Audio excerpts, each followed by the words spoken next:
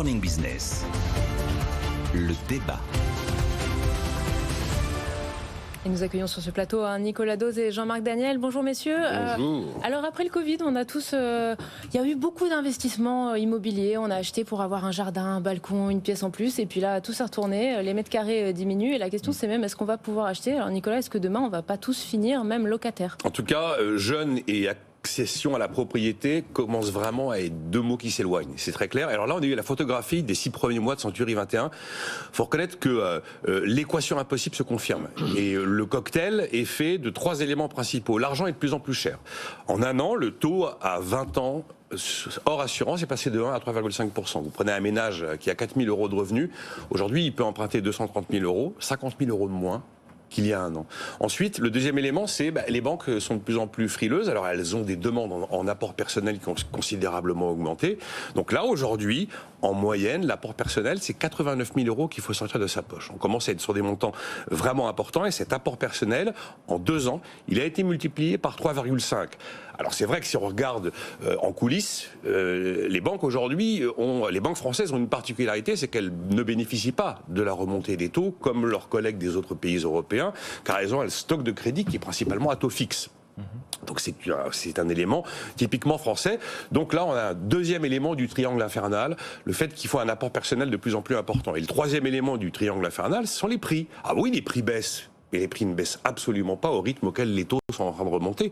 Ce qui fait que la baisse des prix n'est pas suffisante pour relancer le marché. Ils montent même parfois dans certaines régions. Alors on a des transactions qui ont reculé de 14% en l'espace d'un an, nous dit Century 21. Mais il y a une petite hausse sur le prix des maisons, plus 0,9. Alors il y a une petite baisse sur le prix des appartements d'1,7%. Mais non mais en Bretagne c'est plus 6%. Alors après effectivement il faut regarder, il y a des marchés de l'immobilier, pas un marché de l'immobilier. Quand vous prenez les grandes villes, on a des très fortes baisses à Paris, très fortes baisses à Lyon, des très fortes hausses à Lille, très fortes hausses à Marseille. Et en fait, on n'a absolument pas le niveau de baisse de prix qui permettrait de relancer le marché. Century 21 nous dit si on veut vraiment relancer le marché, il faut des prix qui baissent de 10 à 12%. On en est donc extrêmement loin. Alors on se dit, mais dans ces conditions, où sont les solutions? Alors on ne cesse de dire qu'il y a une solution, malheureusement elle est à double tranchant.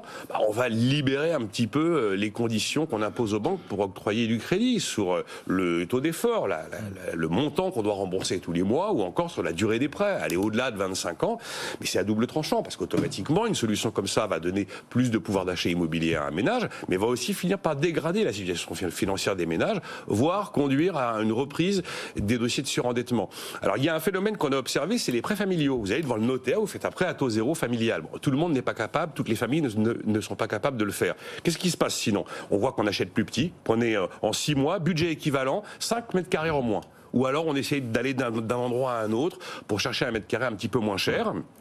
Et puis sinon on attend que les prix baissent. Sauf qu'encore une fois, la baisse des prix n'est absolument pas corrélée avec la rapidité avec laquelle les taux... Parce que les vendeurs ne veulent pas vendre... le vendeur n'a du mal à imaginer qu'il ne va pas vendre comme à la belle époque. Alors on peut se retrouver devant des situations où les prix vont baisser parce que ce sont des situations critiques, un déménagement d'urgence, un décès, une situation d'endettement excessif de la part d'un propriétaire. Il doit absolument se séparer de son bien. Mais sinon, le vendeur a du mal, effectivement, se décider. Il attend. Et donc, on pourrait souhaiter que la belle solution serait que l'inflation ralentisse soudainement et violemment. Sinon, après, le problème de fond, la bonne solution, c'est que c'est un marché de pénurie. Un marché de pénurie, c'est un marché qui a besoin d'augmenter l'offre. C'est pas nouveau, mais ça, c'est une solution qui prend beaucoup de temps. Et quand on voit d'ailleurs les perspectives du marché de la construction, on n'en prend pas le chemin aujourd'hui. Donc oui, il y a un étau qui se resserre sur l'accession à la propriété. Et à ce rythme-là, eh bien, les primo-accédants, la plupart des primo-accédants qui ont moins de 30 ans ou à peine 30 ans, risquent de ne plus pouvoir tout simplement acheter. Jean-Marc, comment on libère le marché de l'immobilier? Oui, je pense qu'il faut laisser jouer le marché. Je pense que la description qui est faite est de très court terme. Quand on regarde sur le long moyen terme, on est plutôt dans une phase encore très favorable. Vous prenez la situation de l'offre de logement. En 1980, il y avait 400 000 logements qui étaient vendus par an. Maintenant, il y en a 600 000 qui sont vendus par an. Vous prenez l'âge moyen.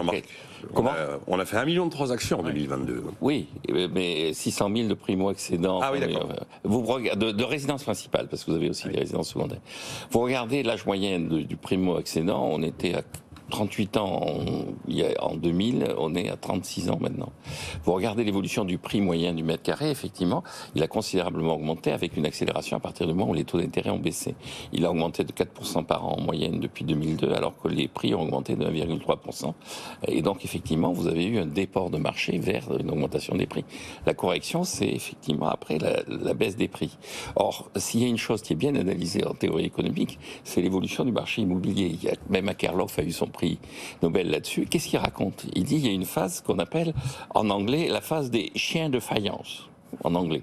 Et donc, chien de faïence, en anglais, ça veut dire que les gens se regardent et les gens attendent avant qu'effectivement il se passe quelque chose. Il se passe quelque chose. Mais ça peut durer longtemps, le chien de faïence. Alors, effectivement, après, vous avez les études pays par pays sur combien de temps durent les chiens de faïence. Et alors, on s'aperçoit qu'effectivement, en Europe, les chiens de faïence durent entre 18 mois et 24 mois, alors qu'aux États-Unis, ça dure beaucoup moins longtemps. Donc, on est en plein dedans, c'est ça? On est en plein dans la phase des chiens de faïence. Et donc à court terme, je pense qu'il y a quand même deux éléments clair sur le moyen et long terme. Le premier élément, c'est qu'effectivement, on gagne de plus en plus tard en revenus. C'est-à-dire que les gens rentrent de plus en plus tard dans la séquence où ils ont revenus. C'est-à-dire on fait des études de plus en plus longtemps. On va avoir dépassé cette année pour la première fois les 3 millions d'étudiants. C'est-à-dire que c'est une population qui n'a pas encore de revenus et qui est une population qui, il y a encore une quarantaine d'années, était déjà sur le marché du travail. Et la deuxième chose, c'est vous avez un enjeu d'héritage. C'est-à-dire accéder à un appartement, c'est l'acheter ou l'hériter. Et là aussi, on hérite de plus en plus tard. C'est-à-dire, on rentre de plus en plus tard sur le marché du travail et on hérite de plus en plus tard. Et donc, plutôt que l'action sur les crédits immobiliers, tout ça, une vraie réflexion doit se faire sur, effectivement, notamment les capacités de donation que peuvent avoir les personnes plus âgées vers les personnes plus jeunes. Encore une fois, on hérite maintenant à 55-60 ans. Donc, on hérite à un moment où on a sa vie qui est plus ou moins, non pas derrière soi, mais bien entamée. Ouais. Bien entamée. Et donc, je crois que la vraie réflexion sur ce genre de situation, c'est plus une réflexion sur comment prendre en charge les revenus étudiants. Est-ce qu'il y a une notion de revenu étudiant à mettre en place? Et le deuxième élément, c'est une réflexion sur l'héritage. Merci C'est un vrai beaucoup. sujet. Hein. Oui.